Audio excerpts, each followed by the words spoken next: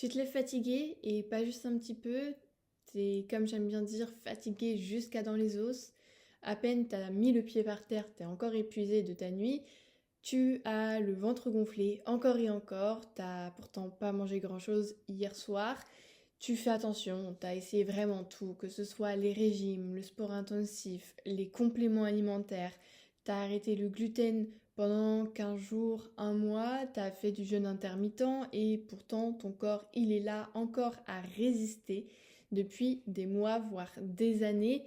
Et la chose la plus dure dans tout ça, ce n'est pas la fatigue, c'est cette pensée constante, c'est peut-être moi le problème.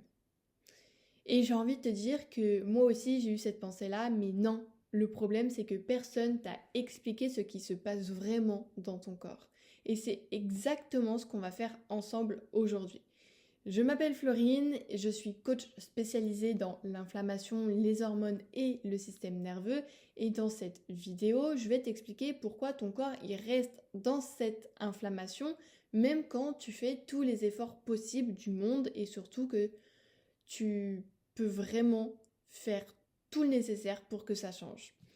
Avant tout, je veux qu'on soit sur la même longueur d'onde avec ce mot, l'inflammation. Parce que quand on dit l'inflammation, la plupart des gens pensent que c'est une blessure. La plupart des gens pensent que c'est une cheville qui gonfle, un genou qui chauffe, quelque chose de visible. C'est une inflammation. Mais là, on va parler de l'inflammation chronique. Celle dont je parle, elle est invisible à l'œil nu. Elle est silencieuse et elle tourne en fond 24 heures sur 24, 7 jours sur 7 dans le corps de beaucoup de femmes sans qu'elles le sachent. Et c'est quoi concrètement? C'est ton système immunitaire qui reste en alerte permanent. Okay, et comme si ton corps il était convaincu qu'il y avait un danger réel, okay, comme un ours qui venait t'attaquer, et ça tout le temps. Sauf qu'il n'y a pas d'ours et t'es pas en danger. Okay, et quand le corps il est en mode danger, il va prioriser la vie, la survie. Pas la minceur, pas l'énergie, pas l'équilibre hormonal, la survie. Donc, qu'est-ce qu'il va faire? Il va stocker, il va retenir et il va résister à tout changement. Et toi, de ton côté, tu te bats contre ton propre corps sans savoir que c'est lui qui se protège. J'ai envie de te lister des signes parce que c'est super important de pouvoir se reconnaître dans quelque chose et je veux que tu notes combien de signes parmi ceux que je vais te lister te parlent. Premier signe, c'est le ventre gonflé. Souvent le soir, même sans avoir mangé pour beaucoup de personnes, la fatigue qui ne part pas avec le sommeil, deuxième signe. Troisième signe, les kilos qui ne bougent pas malgré tous les efforts que tu puisses faire. Quatrième signe, les envies de sucre, parfois incontrôlables, et surtout dans cette fin d'après-midi, mais ça peut être au matin, ça peut être le midi, ça peut être tout le temps. Le cinquième signe, je te dirais que c'est le brouillard mental, avec cette impression de ne pas vraiment être présente. Sixième signe, ça serait les cycles douloureux et irréguliers, donc au niveau de tes règles. La sensation aussi d'être à fleur de peau, irritable, dépassé facilement. Et le dernier signe que j'ai envie de te donner, c'est cette impression sourde d'être prisonnière de son propre corps.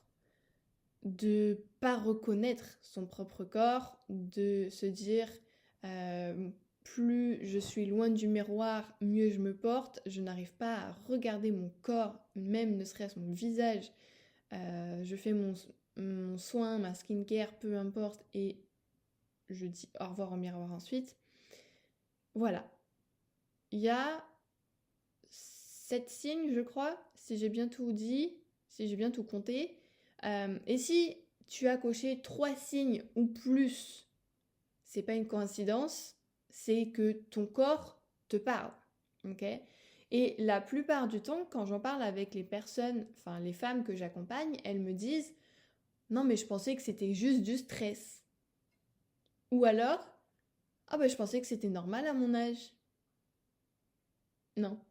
Non, ce n'est pas normal et non, ce n'est pas une fatalité. C'est pas parce que tu as ça aujourd'hui que tu dois le subir toute ta vie. Ok. Euh, et c'est assez drôle parce que, en fait, on va faire la même chose toute notre vie. On va essayer les régimes alors que ça fonctionne pas, mais on va en essayer un autre, etc., etc. Et en fait, c'est ce qu'on nous dit généralement. Mange moins, bouge plus, arrête le gluten et fais du cardio. Dans la logique, oui. Si tu fais un déficit calorique et que tu bouges plus, tu vas perdre du poids.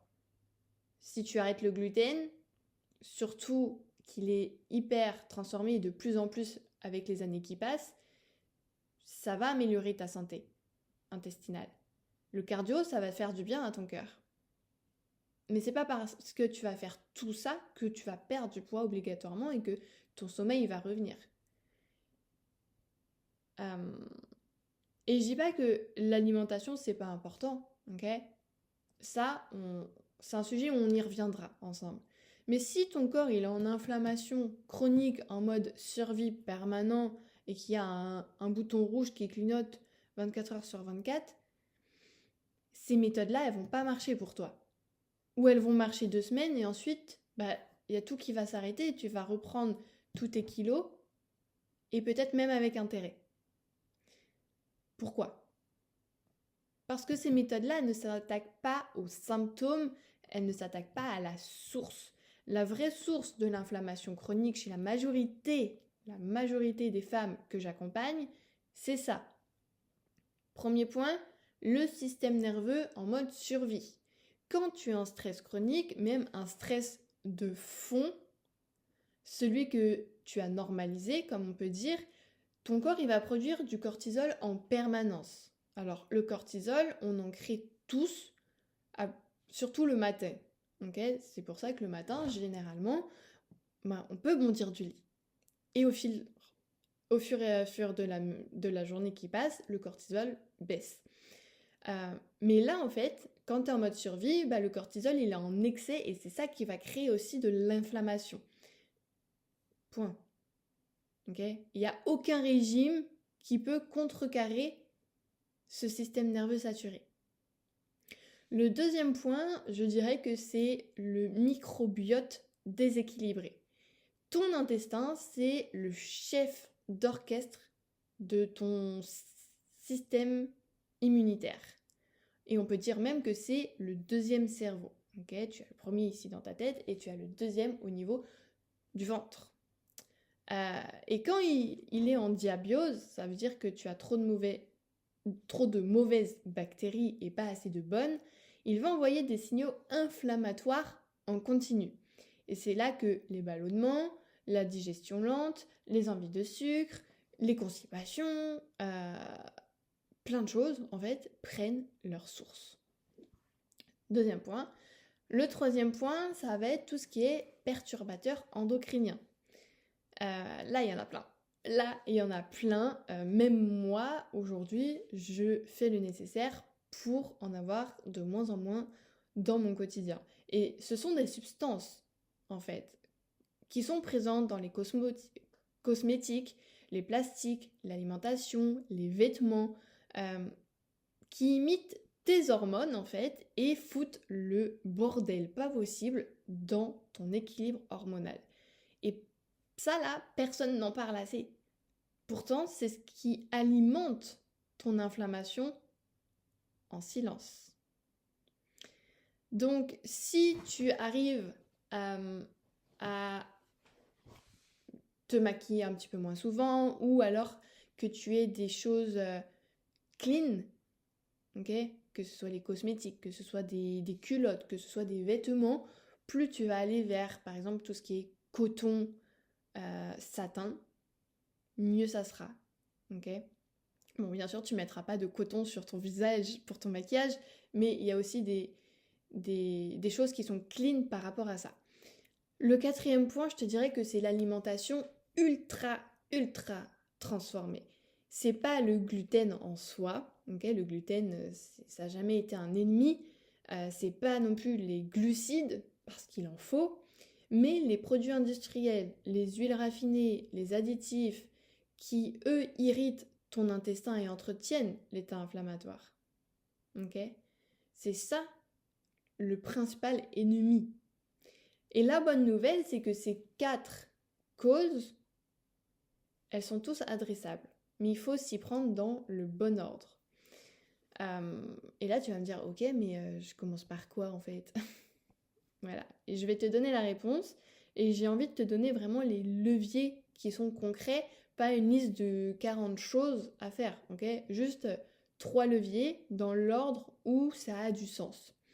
Donc, le premier levier, ça va être la base de tout, réguler le système nerveux, ok? Parce que si tu ne régules pas ton système nerveux et que tu fais tout le reste, oui, tu auras des résultats, mais tu n'auras pas les résultats que toi, tu souhaites avoir. Et peut-être que tu t'attendais à que je parle d'aliments. Mais si tu commences par là, sans réguler ton système nerveux, tu vas te retrouver à forcer, à te discipliner, à tenir 2 semaines, et ensuite tu vas tout lâcher. Okay? C'est pour ça que je ne commence pas par les aliments. En fait, dis-toi que réguler ton système nerveux, ça veut pas dire méditer 1 heure par jour. Ok, c'est con, parce que si tu médites 1 heure par jour, mais que derrière c'est le bordel pendant 23 heures, ça sert à rien. Autant rien faire. En fait, ici, réguler son système nerveux avant tout, ça veut dire apprendre à envoyer des signaux de sécurité à ton corps régulièrement et simplement. Que ce soit la cohérence cardiaque, les repas assis sans écran, le mouvement doux, le sommeil priorisé. En fait, c'est des petites choses que tu fais au quotidien, ne serait-ce faire la vaisselle ou prendre ta douche, mais qui sont faites avec attention. Par exemple, je vois beaucoup sur les réseaux sociaux en ce moment une vidéo qui tourne avec un avant et avec un après. Ça veut dire que la personne, par exemple, elle va se laver les cheveux, elle va faire comme ça, elle va vraiment frotter à fond, et en fait, elle va se rendre compte, mais pourquoi je fais ça? Ça dure aussi longtemps de faire comme ça que de faire comme ça. Tout est fait avec intention, et plus tu fais les choses avec intention, plus ton système nerveux, il est calme. Levier numéro 2, se nourrir sans se restreindre. Là, l'alimentation anti-inflammatoire, c'est pas un régime.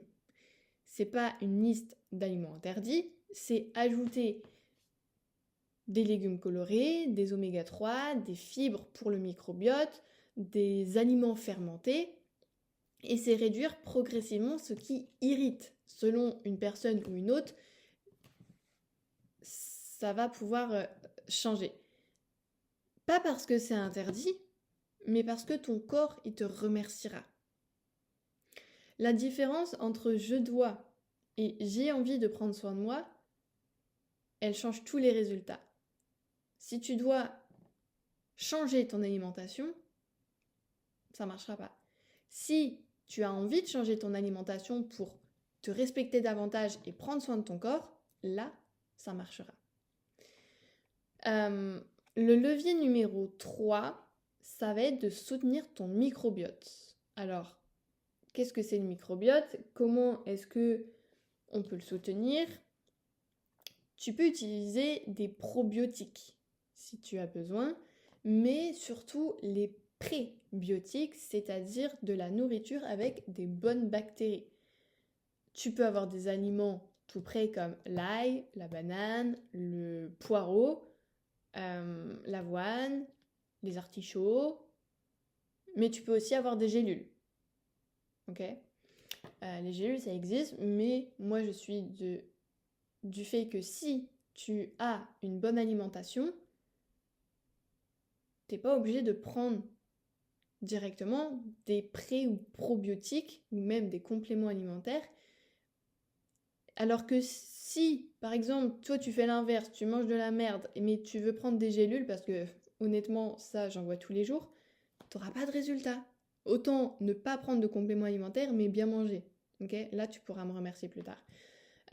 Du coup, tu amènes tous ces bons aliments dans ton corps et tu réduis les antibiotiques inutiles, les édulcorants, l'alcool.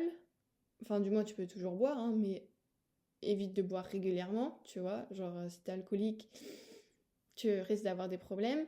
Parce que tout ça, ça détruit l'écosystème intestinal. Ta paroi intestinale, elle prend cher, vraiment.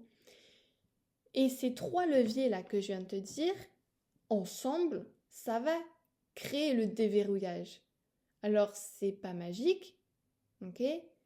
Ça va pas se faire du jour au lendemain, mais avec la combinaison et dans le bon ordre, crois-moi, tu vas avoir des résultats. Et si tu es arrivé jusqu'ici, c'est probablement que tu te reconnais dans ce que je viens de décrire.